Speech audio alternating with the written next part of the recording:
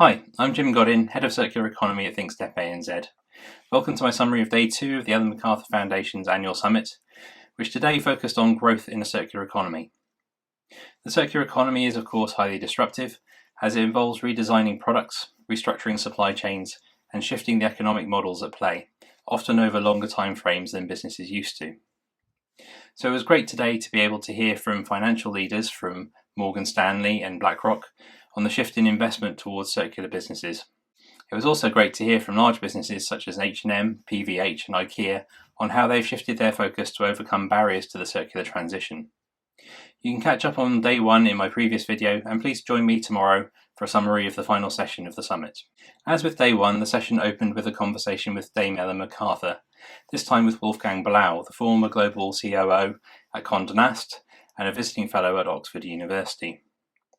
Globally, the pandemic has seen a massive increase in some single-use plastics. The first question then focused on the impact the pandemic has had on the shift to a circular economy. We heard that, of course, there have been positive and negative effects on the transition. While there has been a reduction in pace in some areas, others have also seen the disruption as an opportunity to rethink, and there has been a lot of discussion about how we build back.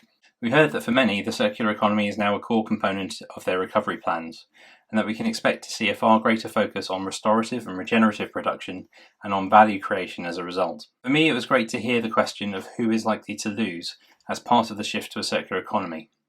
In my opinion, it's a question that doesn't get asked enough, but it's a vital part of the picture when we look not only at financing investment and risk, but also at delivering a just transition. My experience has been that while market incumbents inevitably have a greater financial position, they also carry the greatest risk of disruption if they fail to adopt the circular economy model. New market entrants don't have the same supply chain baggage and can more easily reimagine the system as it ought to be. This view seemed to be supported by what I found to be a very frank appraisal from Dame Ellen of who the winners and losers will be in the transition to a circular economy. She articulated how, of course, there are risks associated with the transition to a circular economy, but that we should also recognise there are risks in continuing in the linear economy, and for many, the risks in a linear economy are greater.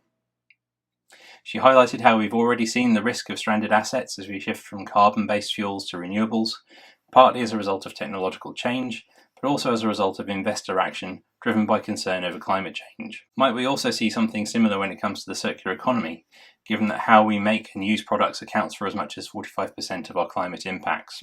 In my experience, there's also been a lot of interest in the circular economy driven by a concern over access to resources.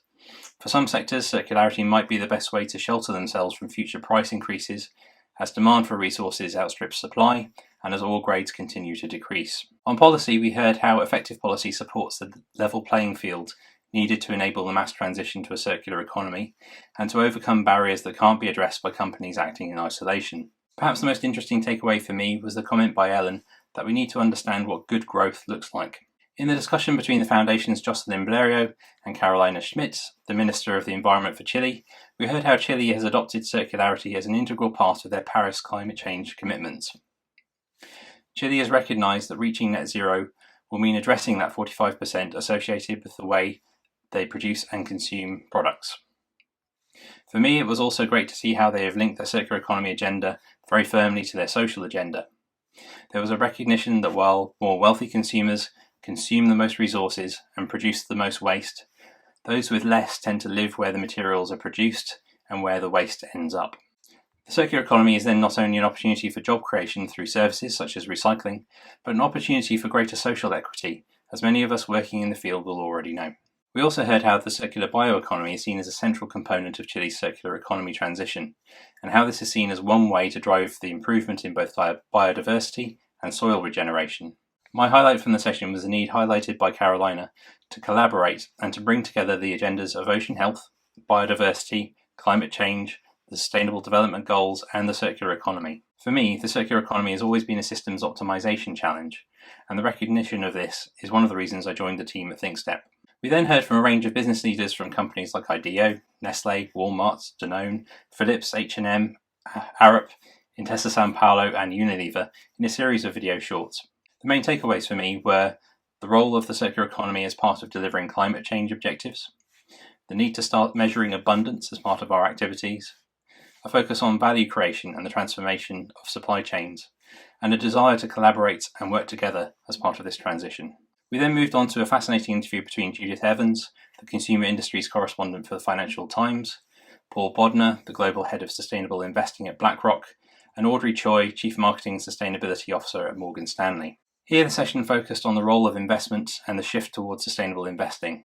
The last few years have seen a range of new circular economy focused funds, as well as a shift towards greater levels of ethical investment, and we heard how investors focused on long-term growth are seeing the circular economy as a natural investment choice. We heard how many investors initially perceived the circular economy as being a recipe for less growth, but how this perception has now changed, and how investment in circularity is now seen as a preference over businesses simply paying to clean up waste. I think my favourite quote from the session was that winning slowly is the same as losing, reflecting a recognition that with resource constraints, as with climate change, we can't afford to hang around, but need to tackle the problems at pace. There was also an interesting challenge posed by Paul over the recycled content targets for plastics. Is a stated target of 25 or 30% recycled content a high or a low number when we work backwards from the needs of the environment? This is something that has played on my mind in the past as to whether recycling a persistent material like plastic really solves the problem or just increases the time frame over which it plays out. The final session of the day focused on supply chains, with Bill McRaith, the Chief Supply Chain Officer at PVH, Susanne Waidzunas, Global Supply Chain Operations Manager at IKEA, and David Savman, Head of Supply Chain at H&M. We heard from Bill how the current model is broken in that supply chains often overbuy products people don't want and underbuy products people do want, creating a pattern of excess and waste. He sees a shift towards a new model combining low-cost offshore and higher-cost onshore manufacture to avoid the production of waste. The pandemic, it seems, has accelerated the transition towards circular supply chains, acting as a time machine and bringing us today to a position it might have otherwise taken 5 to 10 years to get to. It's now very much a question of scaling the circular economy models that we now know work. For IKEA, some of this means focusing on the facilities, storage and logistics. With a portfolio of products and markets making the system complicated, IKEA have nevertheless seen a strong interest in their sofa refurbishment and buyback programs. They are now enabling some of these models through enhanced digital systems, including product passports, an area in which they expect increased investment. David painted a similar picture for H&M, with the need to make the highly efficient linear supply chains they've developed in the past work equally well in reverse.